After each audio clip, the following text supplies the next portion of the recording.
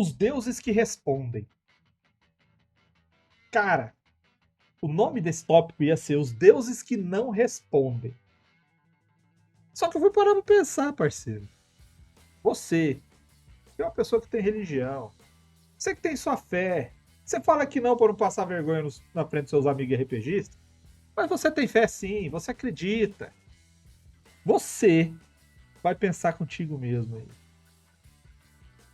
Os deuses que você acredita, seja eles quais forem, te respondem?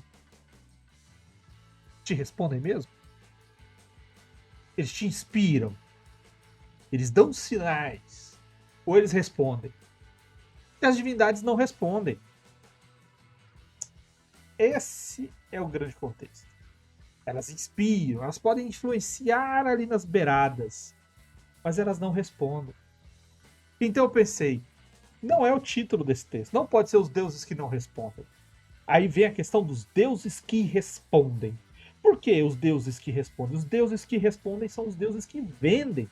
Vendem o que é ideia, vendem a propaganda. Ele fez o milagre, fez isso acontecer. É o Deus dos muitos milagres, é o Deus que abre as portas, que quebra as correntes. Mais uma vez, não estou falando mal de religião aqui específica. Estou falando de existe uma máquina que faz a religião crescer. Não estou falando que Deus não existe e não acredite em nada. Não. Estou falando que uma instituição religiosa sobrevive a partir da propaganda. E quando você tem um Deus que responde, ele é o Deus que inspira. Mas inspira de maneira divina? Não. Inspira através da instituição. Inspira através do ritual. Inspira através da seita, da ordem, do grupo, da entidade, do que for. Para quem não sabe, essa imagem que está aí na tela é a de um filme, O Nevoeiro, que é baseado num conto de Stephen King. E essa senhora aí é um dos personagens que me fez passar mais raiva dentro de infinidades de personagens vilões que já tentaram. E eu ignorava, porque eu sei que é uma obra de ficção. Quem não viu, quem não conhece, O Nevoeiro conta a história de um pai que está levando o filho para fazer compras no mercado, porque a tempestade derrubou uma árvore em cima de sua casa e ele precisa fazer uma reforma. Ele vai até a cidade e entra num supermercado que está funcionando a pleno vapor. Só que de repente entra na cidade, tá? Uma névoa cobre a cidade inteira. E o pessoal que está vendo aquilo ali acontecendo descobre rapidamente que a névoa traz criaturas monstruosas. E eles não podem sair do supermercado. Ali, com comida, com água, com energia, com segurança, com tudo, eles vão tentando arrumar um jeito de entender o que está acontecendo. E para algumas pessoas, o desespero começa a bater.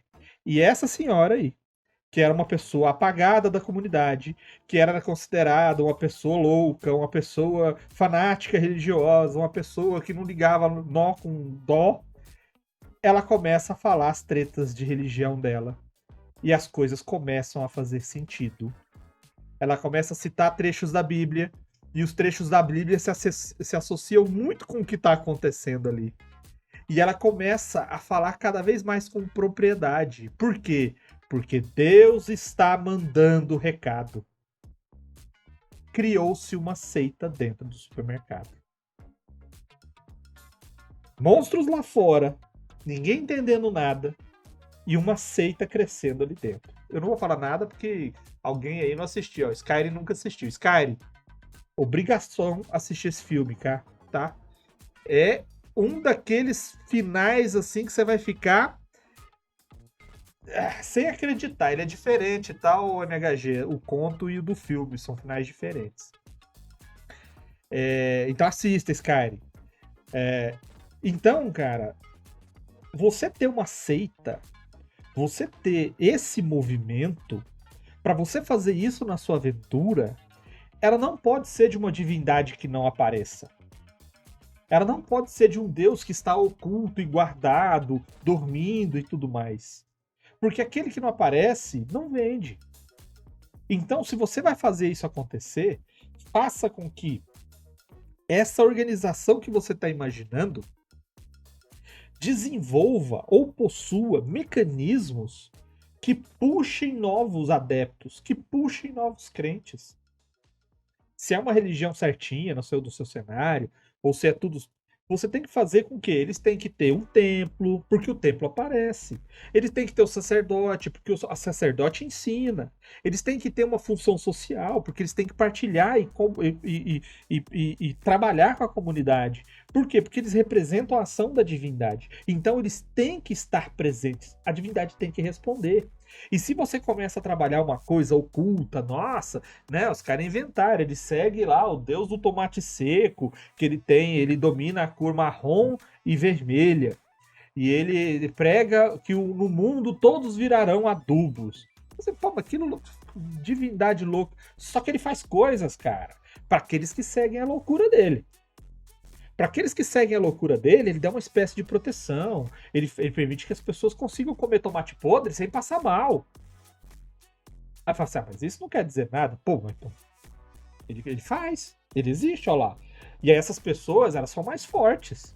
Como assim elas são mais fortes? Elas são mais fortes. Ela, como não passa mal, elas sofrem muito mais e passam pelo sofrimento sem problemas.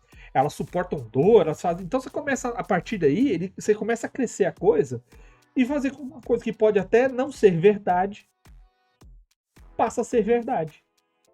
Porque os loucão que estão seguindo o Jim Jones estão indo para o lugar dos escolhidos e vão ser arrebatados pelo céu, depois de tomar 1 litro de remédio que não se deve tomar. Para quem não sabe, pesquisa aí, tá? Jim Jones e outros casos. Isso aí Tomar com leite. são coisas bem graves aí Com leite batizado. Então, assim, a base para você ter fé e o fanatismo são os deuses que respondem. Agora, qual é o nível de crença que as pessoas vão ter? Essa mulher, ela fazia parte da congregação no filme dela. Ela fala isso. E as pessoas da congregação dela, da igreja dela, são pessoas normais. São pessoas que têm fé.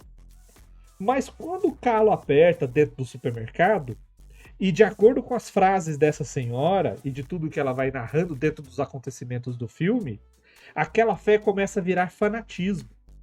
E a coisa começa a descambar.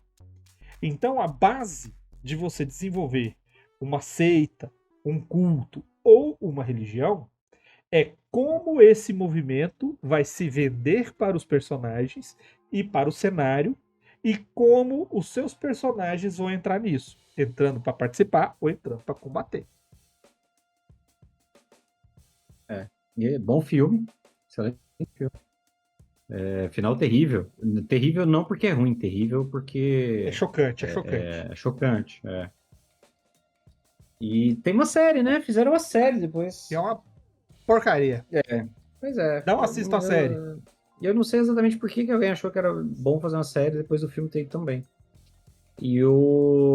Mas esse aspecto dos deuses que respondem, eu vou fazer a função do Baal. Se o Baal tivesse aqui, ele falaria de Kron, que é do universo de Conan, que é a divindade que o Conan reza uma vez só. E a grande frase é justamente Kron não atende orações. Quando você nasce, Kron te dá a coragem e a capacidade de se defender por conta própria. Tudo que você conseguir depois disso é problema seu. Ele te dá a força para matar os seus inimigos. E aí é tudo que ele pede, é tudo que ele te dá, e por isso ele não pede nada. Kron não espera adoração. Ele poderia destruir todos os outros deuses, mas ele não quer. Ele deixa que eles sejam. Então, assim, esse aspecto de como as divindades respondem, de que maneira eles reagem, tudo isso faz muita diferença. Eu acho que esse é o aspecto mais crítico, talvez, na hora de você construir cenários de fantasia. Porque quando você pensa no mundo real, com exceção das pessoas que, né, dos milagres ou das pessoas que realmente têm uma fé muito exacerbada, ninguém vai te falar que, tipo, as divindades interferem de maneira decisiva, de maneira efetiva, de maneira prática. Não existem avatares, né? Então, assim, quando você joga no RPG, o cara vai falar, o avatar da divindade desceu ao plano material e está agindo. Né? Você pode encontrar uma versão, você está jogando D&D, você pode encontrar o avatar do senhor de um dos senhores do abismo, de um dos senhores dos nove infernos. Você pode encontrar um anjo. Então, assim, a divindade em si pode não agir, mas os agentes dela estão no mundo e tal. Então, quando isso acontece, isso muda completamente a forma como as pessoas lidam com religião, né? É aquilo que a gente falou da outra vez. É muito difícil você ser ateu no mundo de fantasia, né? Tipo, você vai falar assim, eu não acredito em Deus. Aí o cara Desaparece, fala... né? Aí o cara vai falar, então, eu sou um clérigo do Deus e agora eu vou curar o seu braço quebrado só rezando pra ele. E aí ele cura. E você fala, caralho, na verdade foi um truque de mágica seu. Você tinha um equipamento futurista, sei lá. É muito esquisito você ser ateu no mundo de fantasia, né? Você tem que estar num nível de dissociação muito grande. Então. Só falar. Não, pode falar. Não, é que eu ia fazer só propaganda aqui. O MH tá falando ali no chat. Kron também é um deus da Marvel. Eu acho que é porque a Marvel incorporou o universo do Conan. O Conan copiou tudo. Tecnicamente, eu acho que o Conan é um personagem da Marvel. Existem histórias em que o Conan aparece na Marvel. O que eu ia falar é o seguinte, eu tô colocando aqui, né, não vai pro YouTube, nas descrições para quem quiser o livro, né, com o conto. Eu vou ver se eu acho e coloco ele aqui, o Nevoeiro, Ah, boa. né? Então você compra aí pelo nosso link que você ajuda nós. Aproveita e bota aí o livro do Conan também, então. Para quem não, ó, só atualizando a informação aqui, ó, Conan, a licença do Conan foi comprada pela Marvel. Temporariamente, foi adquirida pela Marvel uma época. E aí, em 2019, a Marvel readquiriu os direitos, relançou o personagem, introduziu o personagem no universo principal, eventualmente acabou de novo, e agora a detentora dos direitos, depois de 2022, ainda não republicou. Mas o Conan é um personagem, formalmente, Conan é um personagem Marvel. Existem histórias da Marvel com o Conan.